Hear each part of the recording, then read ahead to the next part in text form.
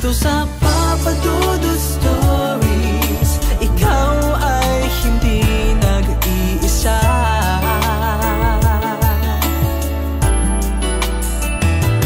Dito sa Papa Dudut Stories, may nagmamahal sa'yo. Papa Dudut Stories, Papa Dudut Stories, Papa Dudut Stories.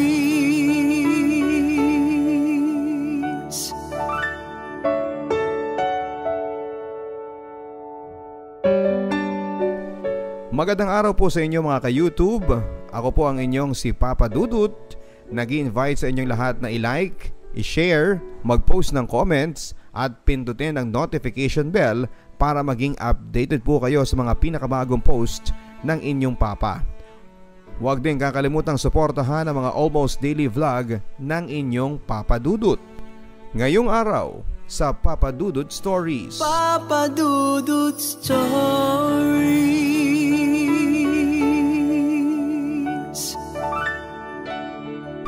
Kapag ang dalawang nilalang ay nagmamahalan, hindi ba makatwiran din na ipaglaban nila ito? Makatwiran kayang ipaglaban ang isang pagmamahal na sa tingin ng mas nakakarami ay mali? Kailan naging mali ang isang pag-iibigan?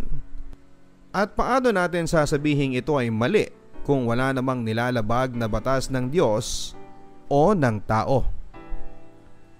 Pag-iibigan na kung titignan mo ay parang tama, pero sabi nila ay ito po ay mali. Kailan naging mali ang isang mukhang tama? Kung tama, bakit parang mali pa rin? Teka, magulo na hindi ba? Maraming katanungan mga ka-stories, pero sa kabila ng mga tumututol, udyok ng masidhing pagmamahal sa isa't isa, ipinaglaban namin ito ng walang pag-aalinlangan at buong katapatan. Kung kami man ay tama o mali sa aming desisyon, mga ka-stories, kayo na po ang bahalang humusga. Dear Papa Dudut, tawagin niyo po ako sa pangalang Sam. Angkan kami ng mga masisipag mag-anak. Sa katunayan, ang aming angkan ay halos isang barangay na sa dami. Nakahilera na nga ako sa ika-4 na henerasyon. Pero sa side ng aking lola, dalawa lamang ang kanilang naging mga supling. Si tatay ang panganay at ang bunso naman ay si Auntie Rose. Malaki ang tanda ni tatay kay Auntie Rose, at dahil maagang namatay ang aking lolo, parang si tatay na rin ang tumayong padre di pamilya. Sa katunayan ay siya na rin ang nagpaaral kay Auntie Rose at iginapang talaga niya hanggang makatapos at maging ganap na doktor. Hinintay muna ni tatay na makapagtapos ng pag-aaral si Auntie Rose at saka pa lamang ito nag-asawa. Medyo malawak din naman sana ang kabuang lupain ng aming angkan na pinaghati-hatian na, pero hindi na ito sapat upang suportahan ang dumadami naming kaanak. Naghihikahos pa rin ang buhay ng mga umaasa sa pagbubungkal ng lupa, lalo na yung mga maraming miyembro ang pamilya. Karamihan, lalo na yung mga mapalad na nakapagtapos ng college, ay umalis na rin para maghanap buhay sa ibang lugar at doon na rin nagkapamilya. Sa side namin, si tatay ang naiwan sa bukid at si Auntie Rose naman ay dito na sa Maynila na masukan sa isang ospital. Dito na siya nakapag-asawa ng isa ring doktor, si Tito Ron. Si Tito Ron ay mula sa pamilya ng mga masasabing nakakaangat ang estado ng buhay. Namatay naman ang aking nanay matapos akong pinanganak, at ayon sa kwento ni Lola, 7 araw pa lamang daw ako noon nang mabinat at dinugo ang aking nanay. At dahil sa problemang transportasyon, ay hindi na siya umabot pa ng buhay sa ospital. Sobrang mahal ng tatay si nanay, kaya maaring iyon din ang dahilan kung bakit hindi na siya muling nag-asawa pa. Sinusuportahan din naman kami ni Auntie Rose, pero dahil na rin sa klase ng kanyang propesyon, mabibilang sa daliri ang pagbisita niya sa amin ng tatay at ng lola. Ayaw din ng tatay na mag-abala pa si Auntie Rose ng mga bagay ukol sa pinansyal dahil sapat na rin naman ang kinikita ng bukid upang matugunan ang aming pangangailangan at konting luho sa buhay. Ang gusto niyang mangyari ay si Auntie Rose ang bahala sa aking pag-aaral kapag ako ay magkokolehiyo na. Pagkatapos ng high school ay agad naman akong pinalawas ni Auntie Rose dito sa Maynila. Pinag-aral niya ako ng driving nang sa ganon ay maihatid ko na rin sina Jenna at si Hana, ang kanilang kambal na anak, sa eskwela pagdating ng pasukan. Pinaalis na kasi nila ang family driver nila dahil hindi na masyadong kailangan.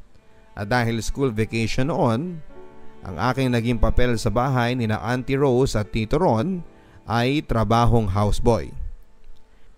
Walang problema sa akin. At isa pa ay sanay naman ako sa mabibigat na trabaho at ang pinaka-importante para sa akin ay makapagtapos ng pag-aaral. Mas matanda ako ng 3 taon sa mga pinsan kong kambal na sina Jenna at Hana. Nasa high school pa lamang sila noon at sa edad na 14 ay mukha na silang mga dalaga na bukod sa pagiging matangkad ay magaganda pa. Medyo may katangkaran kasi ang aming angkan, na mana sa mga ninuno namin na nahaluan ng dugong Spanish. Hindi kami close ng aking mga pinsan dahil 2 beses ko lamang silang nakita simula pa nang kami ay mga paslit.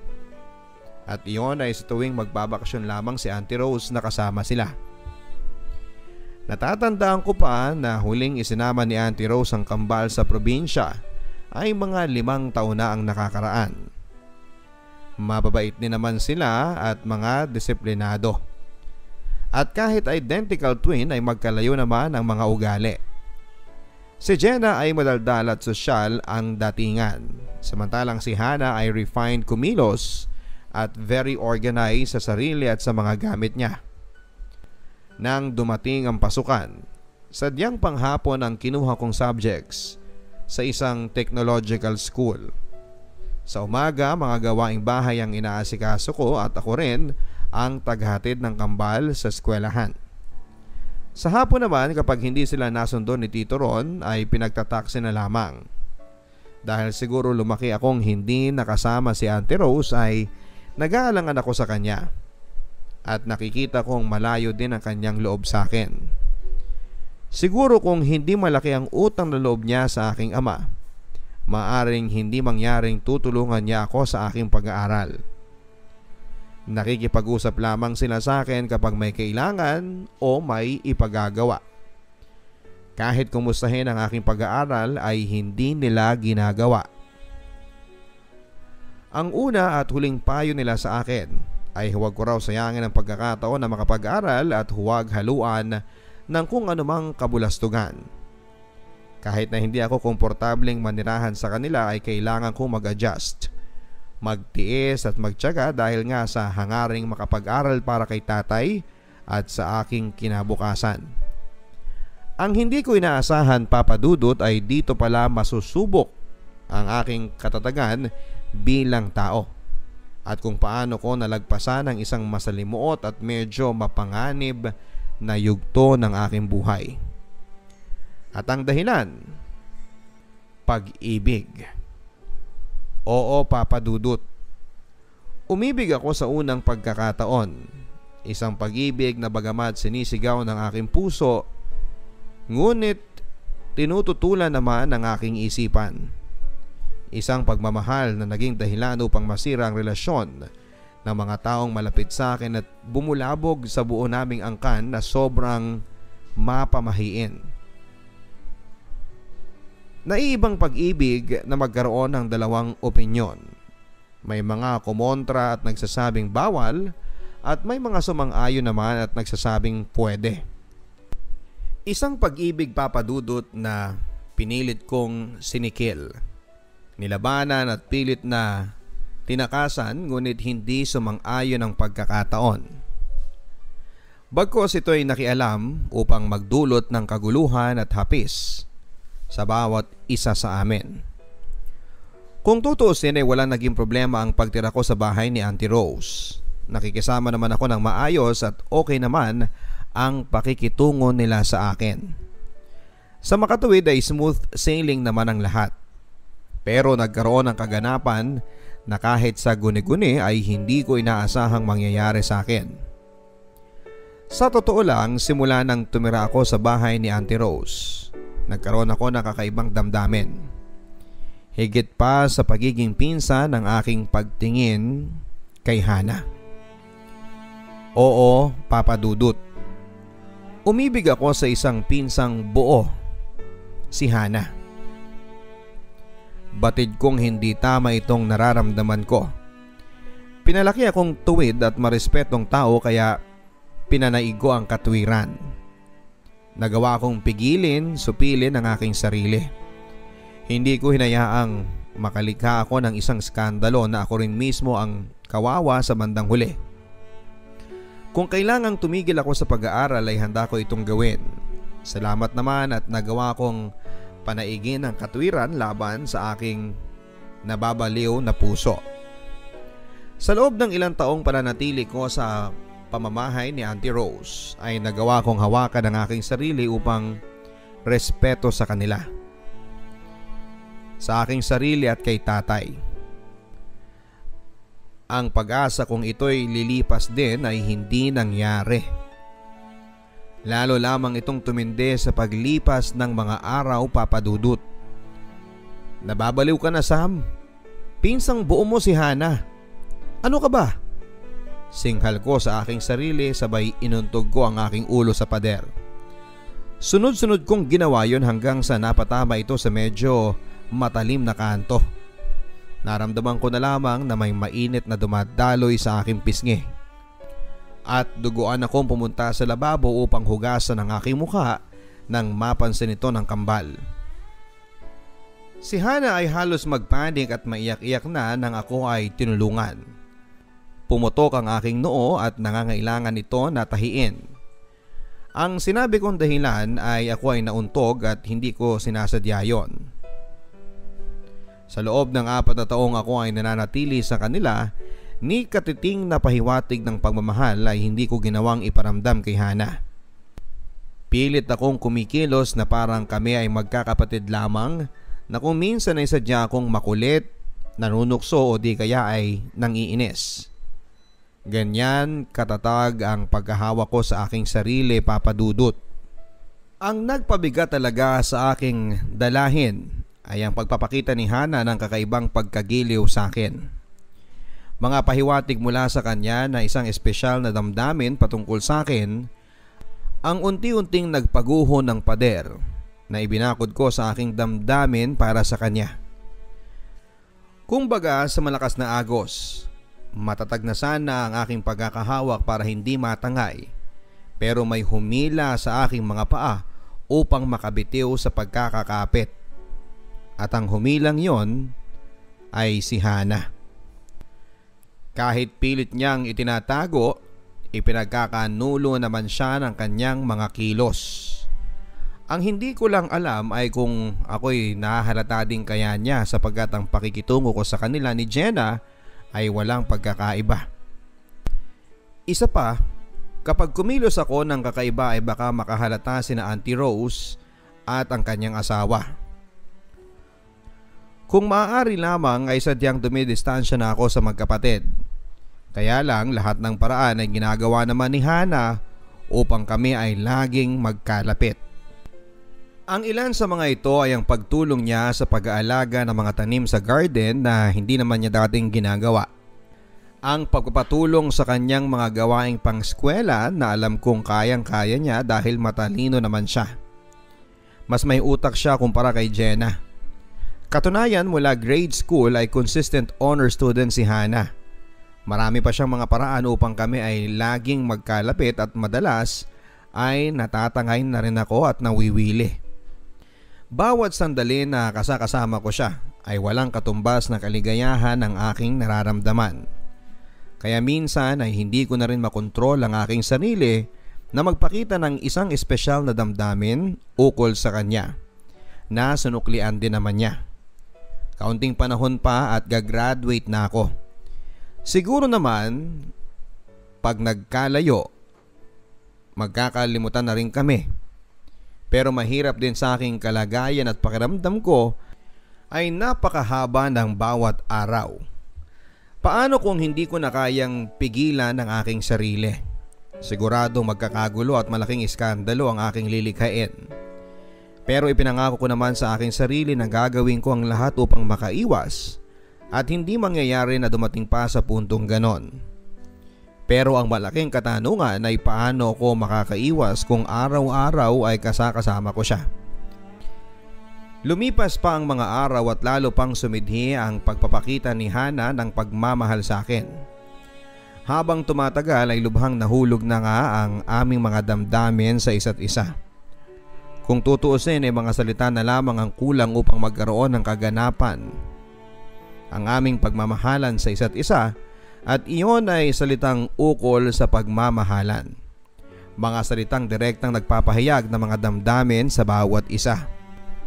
Alam kong nag-iingat din siyang mahalata ng mga kasama namin sa bahay, lalo na nina Auntie Rose at Tito Ron. Hindi man tuwirang sinasabi, pero ang kanyang mga actions ay nagpapahiwatig na lumalalim na ang ugat ng pagmamahal na namuo sa kanyang puso at ganun din naman sa akin.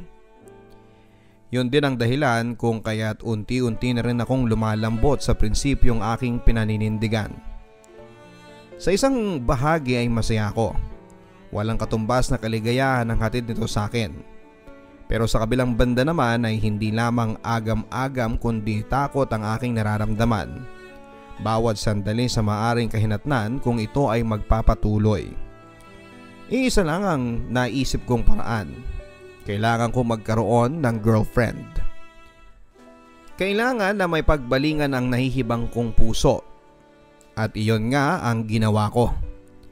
Niligawan ko ang aking classmate na alam kong may pagtingin din sa akin. Kasama ko siya sa barkadahan namin sa eskwelahan mula pa noong first year. Kaya isa siya sa mga masasabi kong very close friend ko. Hindi na ako nahirapan at eventually ay naging kami na. Hindi mahirap mahalin si Emily. Bukod sa maganda at mabait ay hindi rin sila magkaiba ng ugali ni Hana na mahinhin na kumilos. Kahit paano ay nakikita ko sa kanyang katauhan si Hana. Isang umagang hinatid ko ang kambal sa eskwelahan ay ipinagyabang ko sa kanila na may GF na ako. Talaga, Kuya Sam? Uy, pakilala mo naman sa amin ng makilatis namin. Kailangan maganda ha at hindi alangan sa lahi nating mga mistiso at mistisa. Excited at may kaunting yabang na sabi ni Jenna. Hinintay ko ang reaksyon ni Hana pero wala. Hindi siya nagsalita kahit nakatiting. Katabi ko siya sa driver's seat kaya nakiramdam na lamang at naghihintay sa magiging reaksyon niya.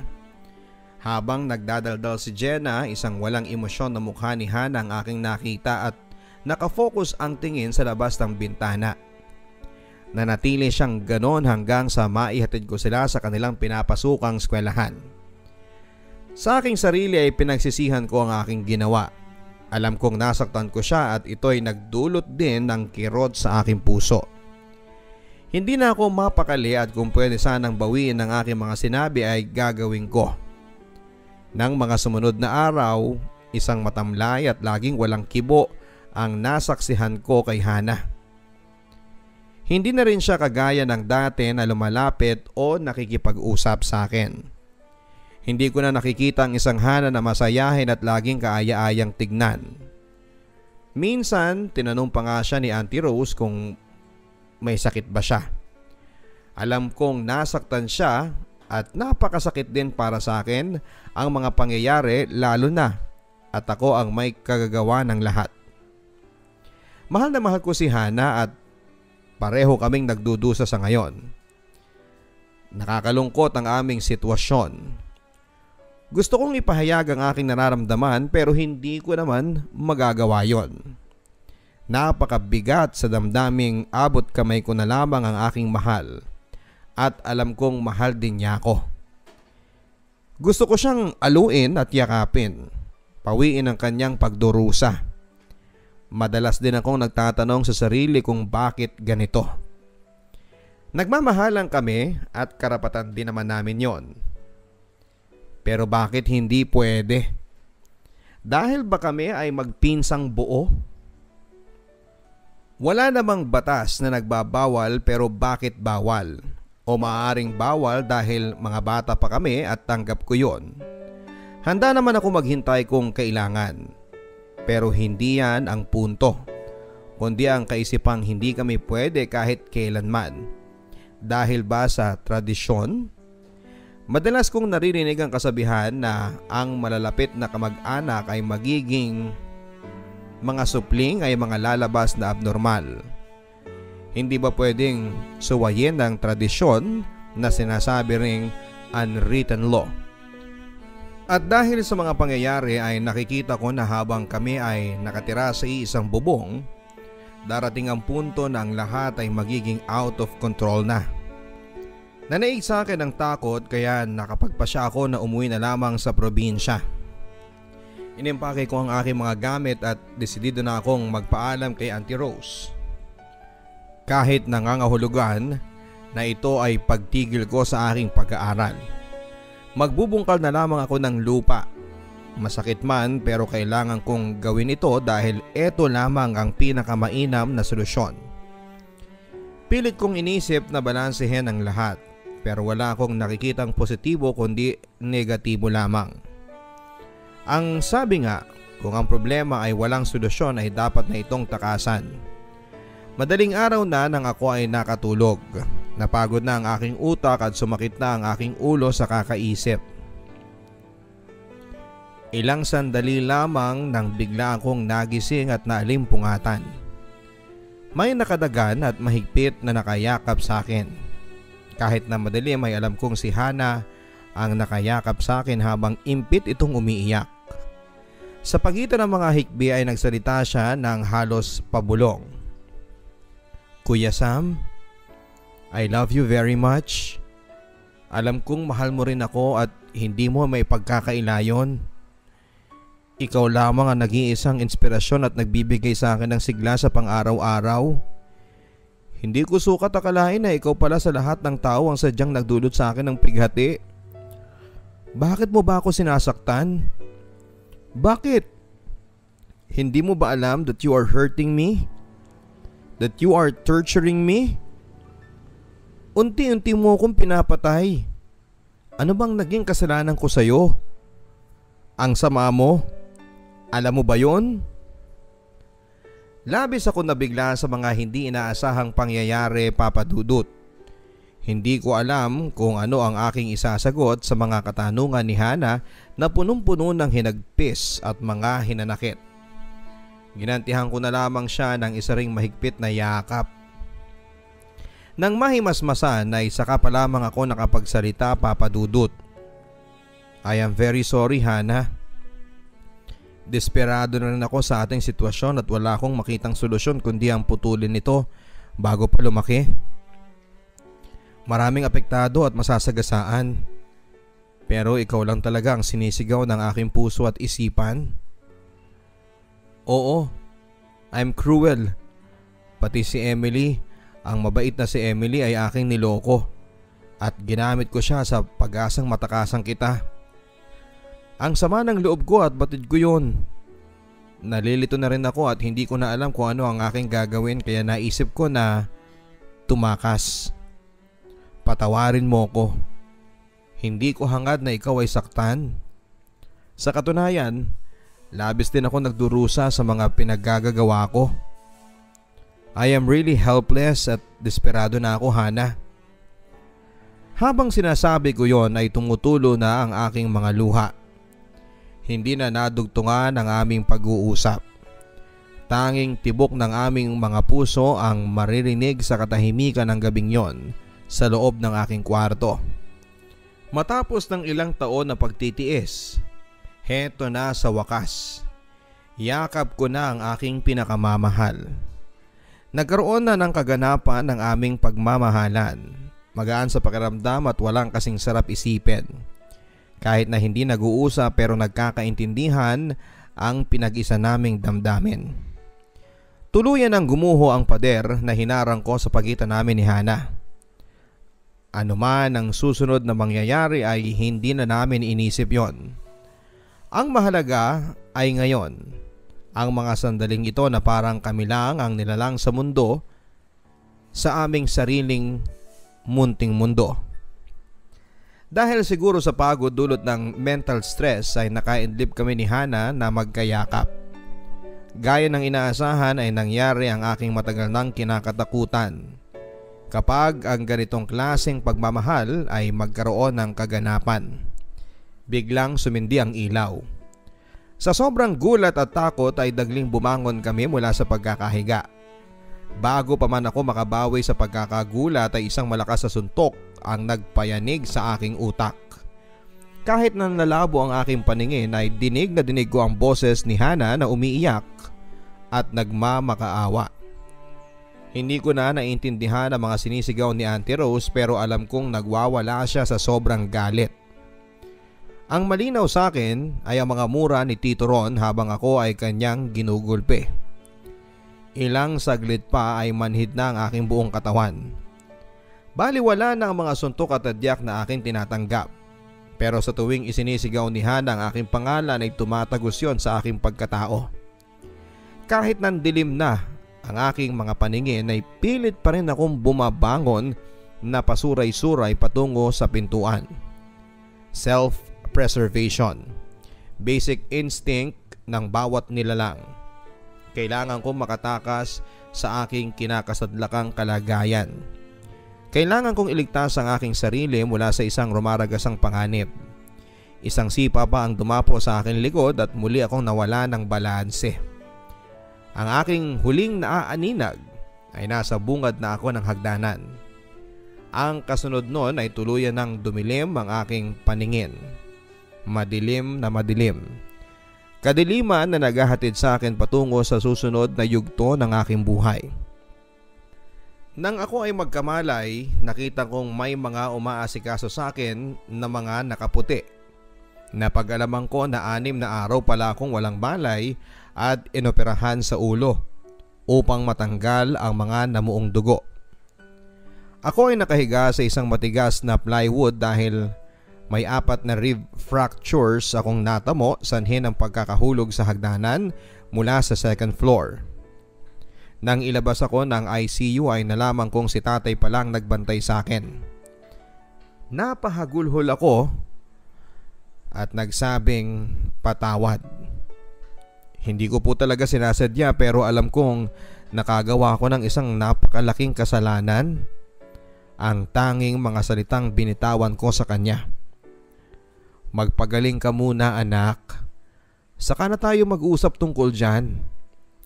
Salamat sa Diyos at hindi ka pa niya kinuha sa akin. Nang mamatay ang iyong nanay, ikaw lamang ang siyang dahilan upang ipagpatuloy ko pa ang aking buhay. Ang sabi niya sabay talikod. Nakita kong humugot siya ng panyo at nagpunas ng kanyang mukha. Hindi ko man nakikita dahil nakatalikod ay alam kong umiiyak si tatay. Nangyari na ang kinakatakutan kong mangyari. Dinulutan ko ng hapis ang aking ama. Nagkagulo at nalagay sa alanganin ng aking buhay. Ang lahat ng mga ito, ako ang may kasalanan. Kumusta na kaya si Hana? Si Auntie Rose? Kahit isa man lang sa kanila ay walang nagpakita sa ospital. Sa loob ng 6 na araw na wala akong malay, ano kaya ang mga naganap na hindi ko nalaman? Ayaw naman ni tatay na magsalita at sa bahay na raw pag-usapan at hindi sa ospital. Wala akong ideya kung ano ang mga naganap noong ako ay wala pang malay. Hindi ko rin alam kung ano ang maaaring magaganap dahil sa mga pangyayaring ito. Pagkalipas ng 4 na araw ay may dumating na kamag-anak upang humalili sa pagbabantay sa akin. Agad namang umalis si tatay at hindi na nagpaalam. Umuwi daw ng probinsya upang kumuha ng pera pambayad sa ospital. May dumating ding mga pulis para kunan ako ng statements. Ang report kasi ng ospital ay kahina-hinala ang nangyari sa akin. Bukod sa major injuries ay may mga pasapa ako sa buong katawan. Patunay na hindi aksidente ang mga nangyari. Nagbigay na rin daw ng paliwanag sina Auntie Rose. Pwede raw ako magdemanda. Ang unang naisip ko kaagad ay si Hana. Kailangan ko rin siyang maprotektahan kaya inako ko ang lahat. At inamin na ako ang may kasalanan. Malaking skandalo ito at walang maidudulot kundi puro kahihiyan lamang. Hindi pwedeng sisihin ang mga taong ginawang ko ng kabalastugan. Kung sa akin mangyari yon at sa loob pa ng aking pamamahay ay hindi ko masasabi kung ano ang aking pwedeng magawa. Kaya naiintindihan ko si Tito Ron at si Auntie Rose. Hindi ko man sinasadya pero kahit sa ang anggulo mo titigan ay lumalabas pa rin na wala akong utang na loob. Binastos at nilapastangan ko sila. Kaya buong puso kong tinatanggap ang mga nangyari. Resulta ng aming pagmamahalan ni Hana ay isang maling pagmamahalan. Hindi na ako nagkaproblema sa aking operasyon sa ulo sanhin ng pagkakabagok. Pero inabot pa rin ang 1.5 buwan bago nakatayo at nakalabas ng ospital. Dahil yon sa mga balikong tadyang na kahit pagtawa, ubo, hatching at malalim na paghinga ay hindi ko magawa dahil napakasakit. Umupa kami ng sasakyan patungong probinsya pero mahirap pa rin sa akin kahit malubak lamang ang sasakyan. Iniinda ko pa rin ang sakit ng aking tadyang. Pagdating namin sa bahay ay pinagkaguluhan kaagad ako ng osyoserong mga kamag-anak. Iba-iba ang kanilang mga opinyon. Karamihan sa mga matatanda kasama ng lola ko ay pinulaan ako. Ang iba naman ay kibit-balikat lamang at may mga nanlilibak. Medyo open-minded naman ang mga mas nakakabata. Pero mas masakit ang mga binitawang salita ng ilang matatandang kamag-anak. Traidor, walang utang na loob, ahas, walang delikadesa at marami pang iba na akala mo sila'y matitino ang mga pamumuhay. Sinabuntin ako ni tatay at ni lola pero sila ang nagpalaki sa akin kaya kilala nila ako kung anong klaseng anak at apo ako. Hindi ako basta gagawa ng mga bagay na aking ikakasama at ng sino mang tao, lalo na sa mga mahal ko sa buhay. Tinanggap nila ang aking paliwanag kung paano ko nasupil ang aking sarili ng maraming taon. Kung gaano ako katapat sa sarili at istriktong sumunod sa magandang kaugalian. Sadyang naigupo lamang talaga ako nang hindi ko napaghandaang mga pangyayari. Hindi ko rin masisisi si Hana. Ang taong desperado ay hindi makapag-iisip ng maayos. Kaya nauunawaan ko kung bakit sinugod niya ako sa aking kwarto na naging dahilan ng lahat. Kung ako ay papipiliin ay mas gusto ko ang sitwasyon namin noon kaysa ngayon na hindi ko na siya nakikita o maaring hindi na kami magkita pa kailanman. Sobrang nami-miss ko na siya. Sa isang positibong pag-iisip ay mas mabuti na rin siguro ang ganito at natapos na rin ang lahat. Mga ala-ala na lamang ang natira sa akin, mga mapapait na ala-ala. Umabot din ng halos 1 taon bago natamo ang complete recovery sa aking fractures. Tinanong ko minsan si tatay kung may balita ba siya kay Auntie Rose at kung ano ang napag-usapan nila matapos ng insidenteng yon sa kanilang bahay. Ayaw na niyang pag-usapan pa yon at wag na raw naming gagambalain ang tahimik na buhay ng kanyang kapatid. Ang isipin mo ay kung paano mo maipagpapatuloy ang iyong pag-aaral. Dugtong pa niya. Sa ngayon, nakasangla ang lupa dahil sa ipinagbayad ko sa ospital. Ayokong mawala ito. Ngayon ko napagtanto, Papa Dudut, na si tatay lang pala ang gumastos sa pagpapa-ospital sa akin. Tama ang aking hinala na may hindi magandang naganap sa pagitan ni tatay at ni Auntie Rose. Sa ngayon ay kailangan kong maghanap ng paraan kung paano maipagpapatuloy ang aking pag-aaral.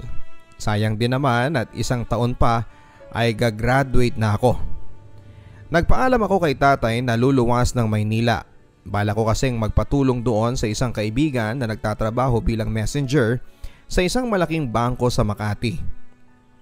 Pumayag naman siya pero mahigpit pa na ipinagbilin na huwag akong pumunta doon sa bahay ni Auntie Rose. Sumang-ayon naman ako at talaga namang hindi ako pupunta doon at wala na akong mukhang ihaharap sa kanila.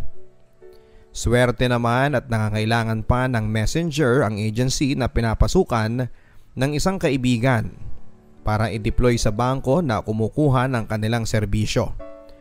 Umupa ako ng isang maliit na kwarto at madalas bago ako makatulog ay naiisip ko po si Hana. Miss na miss ko na siya. Pero hanggang doon na lamang at wala na akong magagawa. Kailangang magkalimutan na kami at nararapat lamang para sa ikakatahimik at ikakabuti naming lahat. Kailangan kong mag-move on at tapusin ang kabanatang ito ng aking buhay. Pagtuunan ko na lamang ng pansin ang aking kinabukasan. Paghandaan at harapin kung anuman ang kapalaran na naghihintay para sa akin. Sakay na ng aking service motorcycle ay minsan meron akong hinatid na mga dokumento sa isang universidad. Palabas na ako ng office ng school nang may tumawag sa aking pangalan. Kuya Sam, ikaw ba yan? Sadyang nilapit ang mukha upang sipatin ng husto ang aking mukha. Kuya? Ikaw nga! Kumusta ka na? Saan ka nakatira? Nag-aaral ka ba rito? Ang malakas na sunod-sunod na tanong ni Jenna. Messenger ang trabaho ko. Meron lang akong hinatid na mga dokumento sa opisina ng school. May pupuntahan ka ba kuya? Tanong niya. Wala na. Kasi 5 PM na. Huling biyahe ko na ito at pauwi na ako. Bakit? Balik tanong ko. Okay, doon tayo sa kantin mag-usap. Kasabay na hinawakan ni Jen ang aking kamay at nagmamadaling ako'y hinila patungo sa school canteen.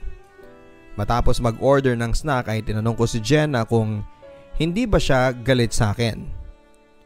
Actually kuya, malaki ang aking bahagi sa insidenteng yon sa bahay. Naghinala kasi ako sa kakaibang kilos ni Hana noong gabing yon. Kaya tiniktikan ko siya. Nang makita ko kayong natutulog na magkayakap, nasyak ako. At ayun na, nagsumbong na ako kina mama at kina papa. Napagtanto ko sa bandang huli na sana kinausap ko muna kayo. Hindi na sana nangyari na muntik ka nang mamatay. Hindi naman kasalanan ng umibig, hindi ba? Karapatan ng bawat tao yon, pero naiiba ang kaso ninyo ni Hana. It's a case of a wrong person on a wrong time in a wrong place.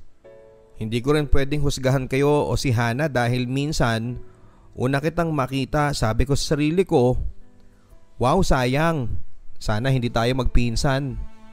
Walang mali siya yon. First impression ng paghanga lamang. Ang mahabang paliwanag ni Jenna. Nalaman ko din sa kwento ni Jenna, Papa Dudut, na noong gabing isinugod ako sa ospital ay pinasundo kaagad ni Auntie Rose si tatay. Nang malaman ni tatay kinabukasan kung ano ang nangyari, nagkasagutan silang tatlo ni Auntie Rose at ni Tito Ron. Hindi daw kukonsintihin ni tatay ang aking maling ginawa, pero sana naman ay kesa bugbugin at halos patayin, bakit hindi na lamang tumawag ng pulis para ipakulong at pagdusahan ko kung ano man ang nagawa kong kasalanan. At dahil sa pare-parehong mainit ang mga ulo ay nagsumbatan at nagpalitan ng hindi magagandang mga salita. Kaya tuloy na uwi sa samaan ng loob ang magkapatid. Mataas din ang pride ni tatay dahil nag-attempt si Auntie Rose na makipag-usap nang humupa na ang lahat. Pero tinanggihan niya. Pati na ang offer ni Auntie Rose na akuin ang hospital bills na naging dahilan upang maisangla ang aming lupain sa probinsya. Naiintindihan ko ang damdamin ni Uncle dahil nag-iisa kanyang anak at masakit na makita kanyang nakikipaglaban kay kamatayan. Patuloy na paliwanag ni Jenna. Ngayon, Papa Dudut, ay naging malinaw sa akin ang lahat ng dapat kong mga malaman. Marami pa sanang sasabihin si Jenna pero hindi na ako nakatiis kaya pinutol ko na siya ng isang tanong. Jenna, kumusta na si Hana? Biglang lungkot ang nakita ko sa mukha ni Jenna. Kuya, naawa ko kay Hana. Ang payat na niya ngayon. Pansamantalang tumigil siya sa school dahil laging absent. Laging nagkakasakit. She's still a bubbly Hana paminsan-minsan. But I know she's hurting inside. Ang masama, sinasarili lamang niya kung ano man ang nasa kalooban niya. Lumalaban na rin siya kay mama at kay papa kapag pinipilit siyang magpa-check up. Depression ang sakit ni Hana at nag-aalala na rin sina mama at si papa. Umiiyak nga si mama at halos magmakaawa na sa kanya pero nagmamatigas talaga siya. Pero buti na lang at hindi niya alam na ako ang nagsumbong nung gabing yon. Kundi baka pati ako ay kamuhian din niya. Nanlumo ako sa aking mga narinig mula kay Jenna. Affected din naman ako sa mga nangyari sa amin pero kayang-kaya ko ito. Pero si Hana, hindi siya kasing tatag ko at iyon ang aking kinakatakot. Kinuha ni Jen ang aking address at napagkasunduan namin na dadalhin niya ng pasikreto si Hana sa inuupahan kong kwarto sa araw ng Saturday. Napagkasunduan din namin na hindi ako gagawa ng anumang hakbang na ikakabulabog muli ng sitwasyon. Tanghali na nang dumating ang kambal. Sa pintuan pa lamang ay buong higpit nang yumakap sa akin si Hana at halos buhatin ko na siya para lamang tuluyan ng makapasok at maisara ang pintuan. Para siyang batang humahagulhol. Very close ang magkapatid kaya hindi nakapagtataka kung makita ko si Jenna na napaluha din. Hindi ako pumayag na lumabas si Jenna upang kami ay magsolo ni Hana. Gusto ko ay saksi siya sa lahat ng aking mga sasabihin kay Hana. Tumigil na sa pag-iyak si Hana pero nanatili siyang nakayakap at nakasubsob sa aking dibdib. Kumusta ka na? Bulong ko sa kanya. Humigpit muli ang yakap niya at sabay nagsalita. Dito na lang ako sa iyo. Ayaw ko nang umuwi sa amin. No, Hana. Hindi pwede ang gusto mong mangyari. Bigla siyang kumalas at lumayo sa akin. Bakit? Tanong niya na may pagtataka. Mahal kita, Hana. At wala akong gusto kundi ang makasama ka habang buhay. Pero sa ngayon, mga bata pa tayo, wala pa tayong kakayahan na panindigan ang ating mga sarili. Kung mahal mo ko, kailangang sundin mo ang aking sasabihin. Muli siyang yumakap sa akin. Sige, basta wag mo akong iiwanan ha. Pangako, hindi kita iiwanan. Lagi lang ako nandito para sa'yo. Sa harap ni Jenna ay sinabi ko kay Hana na magpalakas siya at ipagpatuloy ang kanyang pag-aaral at ganun din naman ang aking gagawin. Kapag tayo ay established na at nasa hustong gulang na, wala nang makakahadlang sa atin kahit tumutol pa ang mundo. Kailangan ding manatiling sikreto ito hanggang sa pagsapit ng tamang panahon. Tayong tatlo lamang ang dapat nakakaalam. Okay ba sa'yo yun? Basta sinabi ng mahal ko, sabay halik sa aking pisngi. Tumayo si Hana at buong higpit na niyakap si Jenna. Maraming salamat sa pangunawa mo, sis. Maraming salamat. Walang problema. Huwag lang kayong gumawa ng mga bagay na ikakapahamak nating tatlo. Alalahanin nyo, damay na ako dito. May babalang tugon ni Jenna. Sa makatuwid, Papa Dudut, ay naisa katuparan namin ang napagkasunduan. Malaki din ang naitulong pinansyal ng kambal sa akin sa pamamagitan ng pag-aabot ng pera mula sa mga sobrang allowance nila. Iisang lugar lang naman ang tagpuan namin ni Hana para mapanatiling sikreto ang aming relasyon. Ang aking inuupahang kwarto. Sinigurado ko rin, Papa Dudut, na hindi kami magkaroon ng ugnayang sexual na siyang maaring makasira sa aming mga pangarap. Makalipas ang 1 taon at kalahati ay nakagraduate na rin ako. May economic crisis noong panahon na yon kaya hindi rin kaagad nakakuha ng trabaho na kalinya ng aking kurso. Kaya napilitan ako papadudot na manatili bilang messenger. 1 taon pa ang lumipas, desperado na ako dahil hindi pa rin nagbabago ang takbo ng buhay ko.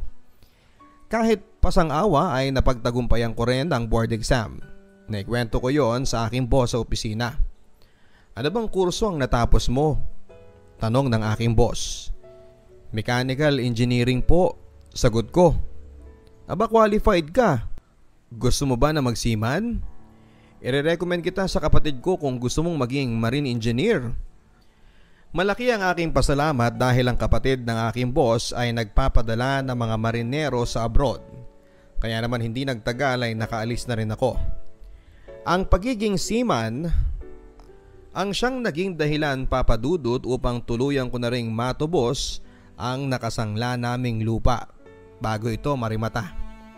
Tuloy din ang aming sikretong relasyon ni Hana na ngayon ay nagtuturo na sa isang university. Noong 4 na taon ko sa pagbabarko ay sumiklab ang digmaan sa pagitan ng Iraq at ng Iran. Ang barkong aking sinasakyan noon ay isang Iranian registered cargo ship na humahakot ng agricultural products mula sa India patungo sa Europe. Nagulat na lamang kami at nang pabalik na ng India, dumaong muna kami sa crate at ikinarga ang mga war materials sa aming barko. Nagbago na rin ang aming ruta. Hindi patungong India kundi Persian Gulf, kung saan ay binomba ng mga Iraqi planes ang mga supply ships ng Iran. Bago pumasok ng Persian Gulf, mga Revolutionary Guards ng Iran ang aming escorts. Kitang-kita ko ang mga sirang barko na naglipa na sa mababaw na bahagi ng karagatan. Biktima ng mga pag-atake ni Saddam, at sa panahon na ina-unload namin sa pier ang mga highly explosive materials, ako'y laging kinakabahan at hindi ako mapakali. Paano kung pagdaan namin muli palabas ng Persian Gulf ay madali na kami? Hindi ako makatulog at lubhang nangayayat ng husto. Sa mga panahong yon, pakiramdam ko'y hindi na ako makakauwi pa ng buhay. Naisip ko lagi si Hana. Paano niya tatanggapin ang lahat kung sakaling ako ay mamamatay? Salamat sa Diyos at nalagpasan namin ang tiyak na kamatayan kung sakaling kami man ay na-target ng mga smart bombs. Alam namin na breach of contract ang ginawa ng company sa amin dahil hindi yun ang ruta namin at ang cargo ay hindi ammunitions kundi farm products. Sa ikalawang pagkakataon ay muling war materials ang dala naming cargo pabalik sa Iran. Dito nag-decide na kami kasama pa ng 6 na Filipino crews na mag-jump ship nang mag-anchor kami sa Syria. Wala akong ibang dala kundi maliit na bag, pamasahe at regalo kong singsing para kay Hana. Batid ko na ang pag-abandona ng barko ay manganganib ang aking license bilang seafarer. Oo, triple sa original na kontratang ibabayad sa amin bukod pa sa wartime allowance. Pero hindi ko isusugal ang aking buhay sa kontrata na ang shipping company mismo ang unang lumabag. Pagdating ng Pilipinas, sa Maynila na ako nanatili. Bukod tanging si Hana lamang ang nakakaalam ng mga sinapit ko. Idinulog ko ang problema sa aking local agency tungkol sa hindi ko tinapos na kontrata. Batid kong aabuti ng ilang buwan o kaya ay mga taon bago maresolba ang aking kaso sa barko. Lalo na't ang shipping company ay hindi pwedeng tumanggi sa kagustuhan ng Iranian government na gamitin ang service nito lalo na sa panahon ng giyera. Kaya sa ngayon ay wala akong choice kundi ang humanap muna ng ibang mapapasukan. Isang hapon, kagaya ng nakagawian na, patagong sinundo ko si Hana paglabas niya ng trabaho. Sa loob ng taxi, papadudot ay bigla siyang humagighik na parang bata. Anong nakakatawa? Tanong ko. Alam mo, ilang taon na pero mistula pa rin tayong mga kriminal na nagtatago sa mga alagad ng batas. Sagot niya na patuloy ang hagighik. Thrilling, hindi ba? Hindi ka matatawa kung hindi exciting ang love story natin. Pabirong sagot ko. Basta kasama kita, Exciting ang bawat sandali para sa akin. Pabulong na sabi naman ni Hana. Mamaya may sorpresa ako sa iyo, sabi ko. Anong sorpresa? Sabihin mo na. Pilit niya sa akin. Hindi na surprise kapag sinabi ko kaagad. Pagdating ko sa aking apartment ay sinabi ko na nga sa kanya na 3 linggo mula ngayon ay lilipad na ako papunta ng KSA. Natanggap akong tollkeeper ng isang American engineering company na nakabase doon. Biglang nalungkot ang mukha ni Hana. Yan ba ang sorpresa mo sa akin? Iiwan mo na naman ako? Mula sa likod ay niyakap ko siya at binulungan. Napatunayan ko na sa iyo ng mahabang panahon kung gaano kita kamahal. At ganon din naman ikaw sa akin. Kung ganito lang tayo lagi, walang patutunguhan itong relasyon natin. Tapusin na lang natin ito at magsimula na lang tayo ng bago. Biglang gumaragal ang boses ni Hana. Nakikipag-break ka na sa akin? Ayaw mo na sa akin? No, Hana. I want to end this because I want to start another level of our relationship as husband and wife. Isunod ko ang aking dalang singsing sa kanyang daliri. Hana, I want you to be mine completely. Will you marry me? Doon na kumawala ang masaganang mga luha sa kanyang mga mata. Isang napakariin na kurot ang pinanghawakan ni Hana sa aking tagiliran na sobrang sakit. Sa katunayan ay nagkasugat talaga sa sobrang diin ang pagkakakurot. Ikaw talaga? Pinakaba mo ko? Sabay yakap ng napakahigpit sa akin. 1 linggo bago ang aking flight papunta ng Saudi ay nagpakasal na kami ni Hana sa isang civil rite. 29 years old na ako noon at si Hana naman ay 26. Umabot din ng 8 taon ang patago naming relasyon ni Hana. Ang mga saksi papadudot ay sina Jenna at ilang mga kaibigan na wala ding alam sa likod ng aming love story. Nanatiling sikreto ang kasalang naganap sa aming pamilya. Makalipas ang ilang buwan, sobrang namis ko na si Hana at gusto ko nang umuwi. Upang ma-resolve ang aming pangungulila sa isa't isa, ginawan ko ng paraan na makasunod sa akin si Hana. Hinanapan ko siya ng posibleng mapasukan sa Saudi para magsama na nga kami. Labis ang aming kagalakan papadudot nang matanggap siya sa isang international school sa Saudi at ang tinuturo niya ay English sa mga anak ng iba't ibang lahi na nagtatrabaho din doon. Doon din namin napagkasunduan na sumulat ng joint letter of apology kina Auntie Rose at Tito Ron at ganon din kina tatay at lola sa probinsya. Walang response mula kay Auntie Rose pero si tatay ay sumulat at sinabing nasa hustong gulang na kayo at alam na ninyo ang inyong ginagawa. Nandyan na yan at wala na kaming magagawa kundi ang igawad ang aming basbas at naway pagpalaing kayo ng Diyos sa inyong mga naging desisyon at anumang hadikain ninyo sa buhay sa susunod pang mga taon. Makalipas ang mahigit 1 taon ay masayang binalita naman ni Jenna na ikakasal na siya sa New Zealand kung saan siya nakabase sa ngayon, sa isang Pinoy din. Pero sina Auntie Rose ay hindi pa rin nagpaparamdam kahit na ilang beses na rin kaming nagpadala ng mga sulat. Siguro darating din ang araw na mapatawad nila kami nila Hana. Lalo na siguro kung makita nila ang kanilang mga apo na kambal din. Oo, Papa Dudut, nagbunga ang aming pagmamahalan ni Hana ng isa ring kambal. Ang pagkakaiba lamang ay hindi parehong babae at hindi rin lalaki kundi babae at lalaki. Hindi ako naniniwala, Papa Dudut, pero kinabahan din ako kahit papaano baka hindi normal ang aming anak ayon sa kasabihan. Sinulatan namin si tatay na doon din naman gaganapin ang belated birthday celebration ng kambal sa probinsya kasabay ng aming yearly vacation. Mahigit 2 taon din kaming hindi nakauwi ng Pilipinas. Masayang isipin na tanggap na rin ng pamilya ang aming relasyon ni Hana. Mas kompleto siguro ang kaligayahan kung kasama sina Auntie Rose at Tito Ron. Nang dumating kami sa bahay sa probinsya, nandun lahat ng kamag-anak namin na akala mo ay may dumating na mga artista. Isang malaking sorpresa ang tumambad sa amin. Biglang napatigil at parang napako kami ni Hana sa aming kinakatayuan. Nakita namin si Auntie Rose na umiiyak at patakbong sinalubong si Hana, habang si Tito Ron naman ay niyakap at binuhat ng sabay ang kambal naming mga anak.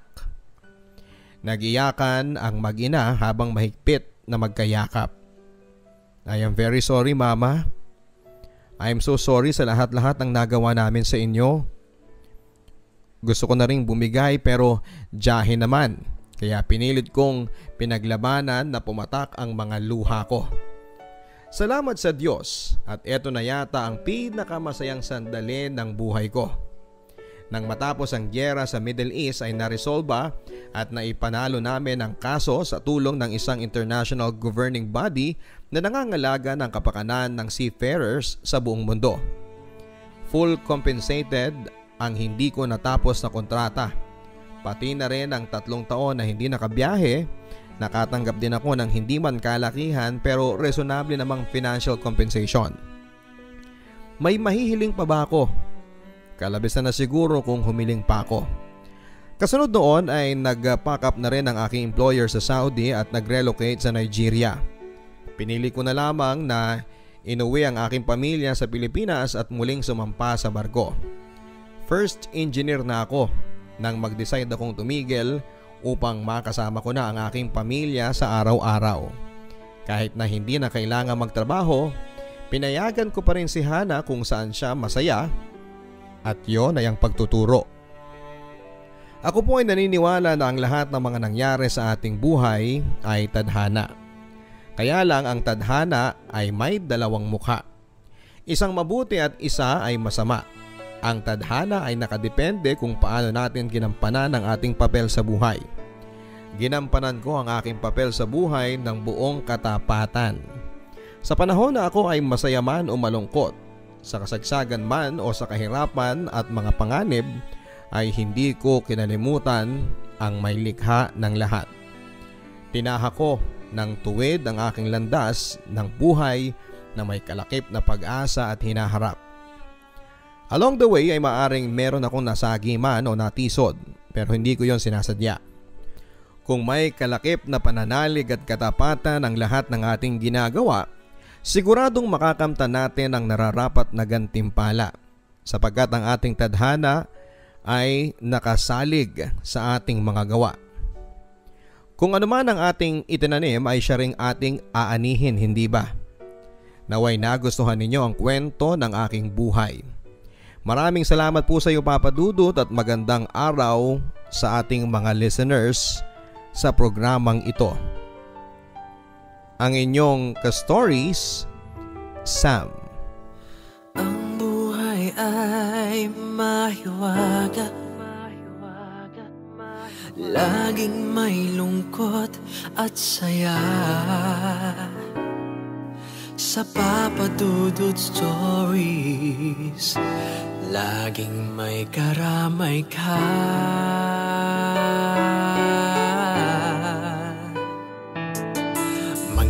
Problemang kaibigan, dito ay pakikinggan ka.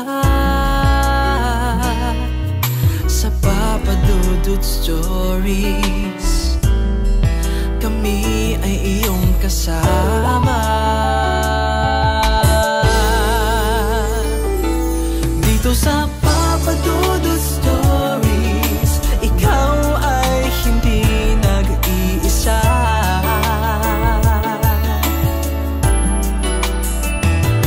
Dito sa Papa Dudut Stories, may nagmamahal sa'yo. Papa Dudut Stories, Papa Dudut Stories,